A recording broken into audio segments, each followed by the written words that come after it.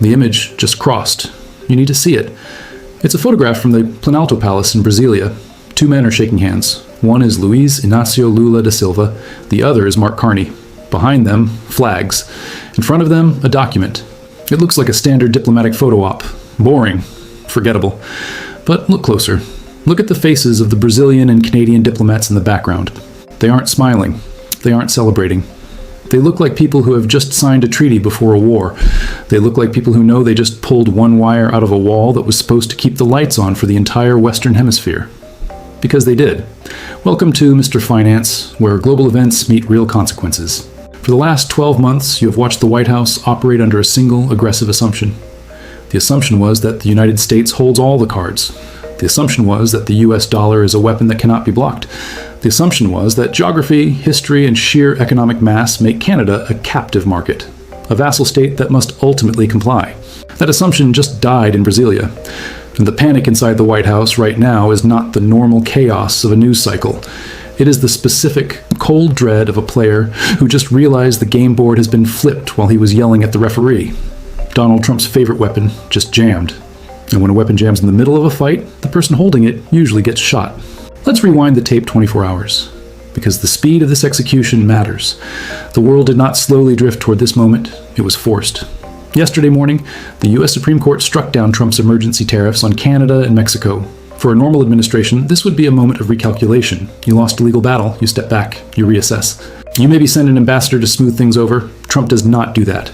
Within hours, he signed an executive order so legally dubious it made career trade lawyers wince. A blanket 10% global tariff. And then he went online. He threatened to invoke national security laws, Section 232, to crush Canadian steel, aluminum, and the critical mineral supply chains that the U.S. military depends on to build weapons. He wanted to project dominance.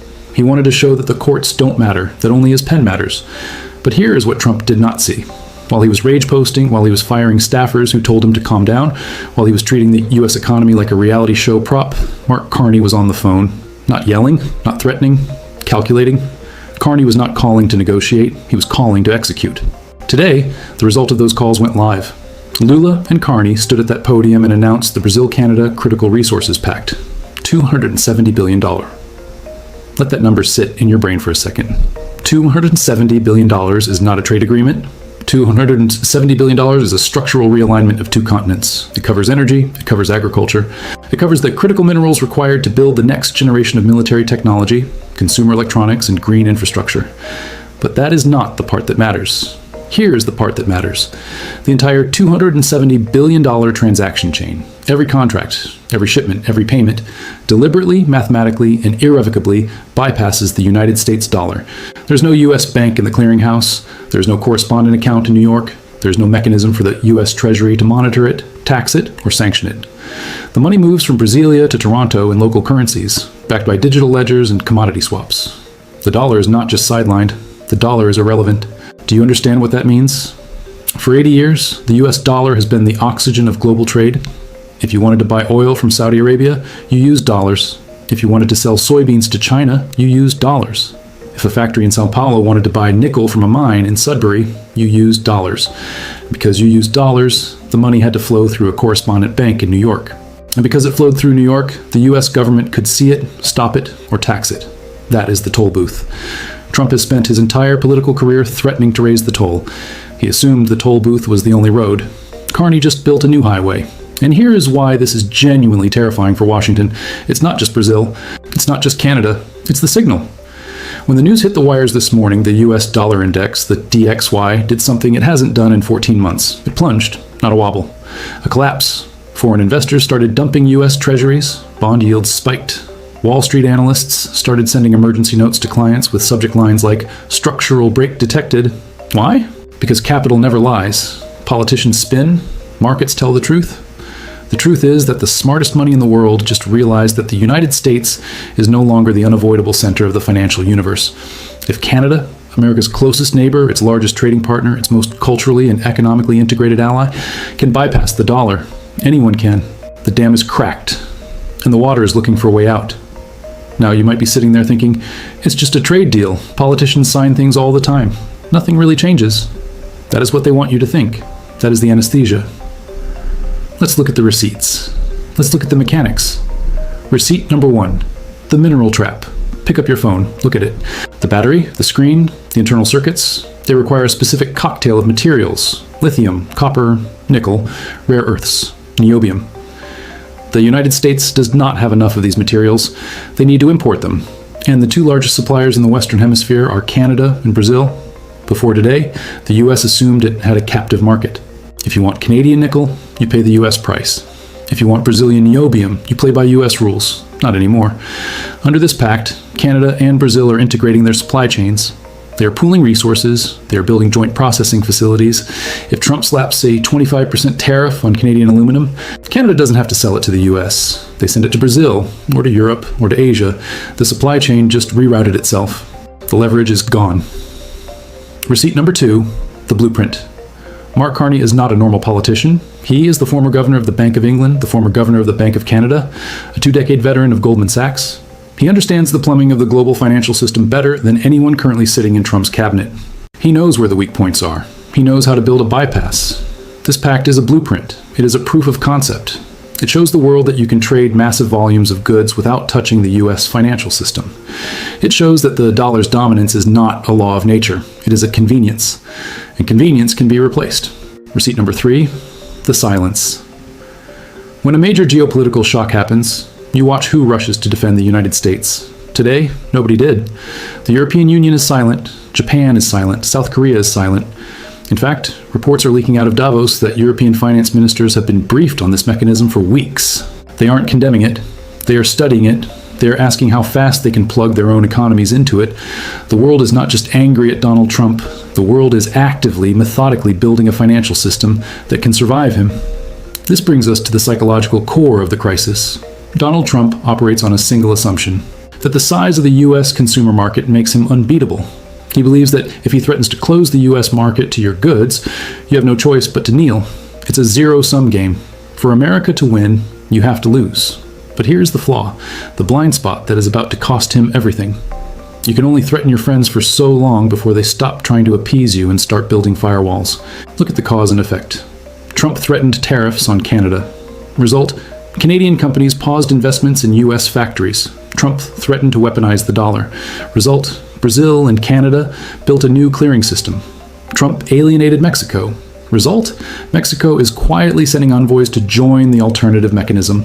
Trump insulted Europe. Result, European ministers are studying how to ditch the dollar. Trump is not isolating his enemies. He's quarantining the United States. Water always finds a way down the mountain. Capital always finds a way around a blockade. And right now, the entire global economy is watching Donald Trump swing a sledgehammer in an empty room, while Mark Carney quietly changes the locks on every door. We need to talk about the contrast in leadership, because it is stark, and it is dangerous for one of them. Mark Carney does not fight like Donald Trump fights. You will never see Carney posting all-caps rants at 3 a.m. You will never see him hurling personal insults. You will never see him firing people on live television. Carney operates on a different frequency. He uses systems. He uses alliances. He uses the cold, hard logic of the markets. When Trump yells, Carney calculates. He absorbs the pressure and turns it into leverage. He doesn't respond to threats. He renders them irrelevant. Think about the message Carney sent today. When an American reporter shouted a question asking if this deal was a provocation, Carney didn't scowl. He didn't raise his voice. He simply adjusted the microphone and said, "We are not interested in provocations. We are interested in mathematics." Mathematics. Not emotion, not pride, not revenge. Mathematics.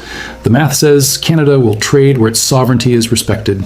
The math says the dollar is no longer the only game in town. The math says Donald Trump's threats are now liabilities. It was chilling. Because it was precise.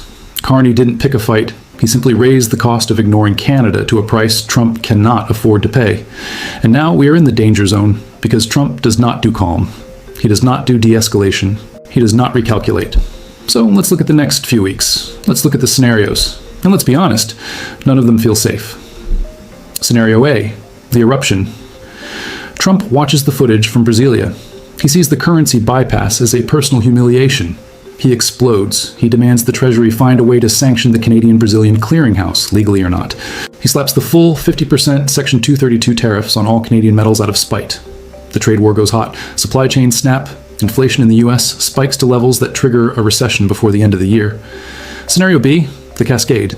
The Carney-Lula coalition doesn't back down, it grows. Mexico joins. The EU starts drafting similar bilateral deals. Japan begins moving reserves out of dollars. Trump is left screaming into a void. The US economy slows, suffocating as it gets boxed out of global growth. The dollar's reserve status enters a slow, agonizing decline. Scenario C, the forced retreat. Wall Street panics. The stock market, terrified of losing access to critical resources, throws a tantrum. Trillions vanish in a week. Donors and corporate titans march into the Oval Office and tell Trump he has to back down or they will abandon him. He is forced to claim a fake victory, roll back the tariffs, and pretend the crisis never happened. But here is the terrifying truth. Even if scenario C happens, the damage is done. The blueprint is out. The code is broken. The world has seen that you can survive without Washington's permission. The trust that took 80 years to build evaporated in a single handshake in Brasilia. And history tells us that once trust leaves the financial system, it takes generations to get it back. So here is the question. The one that divides the room. The one that forces you to pick a side. Was Mark Carney's move today the brilliant protection of Canadian sovereignty? A necessary firewall against a rogue superpower? Or was it the first match thrown into a dry forest? A deliberate provocation that dares Donald Trump to overreact, burn down his own economy, and take the entire hemisphere with him? Is Carney a strategist or an arsonist? Was this leadership or the first mistake of a larger disaster? You decide. Because the world is shifting in real time, and the mainstream media is days behind the curve. If this exploration of power, law, and technology resonated with you, your support defines this channel.